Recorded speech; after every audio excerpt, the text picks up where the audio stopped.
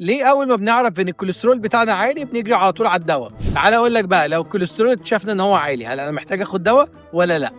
ابحاث كتيره اثبتت ان انت تقدر تسيطر على الكوليسترول بتاعك العالي من غير ما تاخد دواء. ده بيكون بطريقه طبيعيه لو الكوليسترول بتاعنا مش عالي قوي او الجسم بس بيدي انذار. طب ازاي؟ اول حاجه ان احنا نقلل الدهون المشبعه والبقوليات، نزود من الاكل اللي فيه الياف زي الشوفان، الخضار، الفاكهه، السمك، والمكملات الغذائيه زي الاوميجا 3 بيساعدوا جدا. لو مشينا كل يوم نص ساعه احنا كمان بنقلل الكوليسترول. بس مهم قوي ان احنا نعرف ان القاعده دي مش لكل الناس. اما بقى لو الكوليسترول بتاعي وراثي او النسبه بتاعتي عاليه جدا او في ضغط او سكر، الدكتور هو اللي هيقرر اذا كنت هبتدي ستاتين ولا لا. يعني باختصار الموضوع مش دواء وخلاص، ابدا بنظام صحي وخلي الدكتور يوجهك تاخد الدواء ولا لا. خلينا فاكرين دايما ان امراض كتيره بتتحل من المطبخ مش من الصيدليه. ابعت الفيديو ده لحد عنده بدايات كوليسترول. ما تنسوش زي ما اتعودنا اكتبوا لي اسئلتكم في الكومنتات، ممكن تكون موضوع الحلقه اللي جايه. انا بيتر واصف، صيدلي مصري من شبرا عايش في كاليفورنيا، ودي شبرا فوني. اشوفكم الفيديو اللي جاي.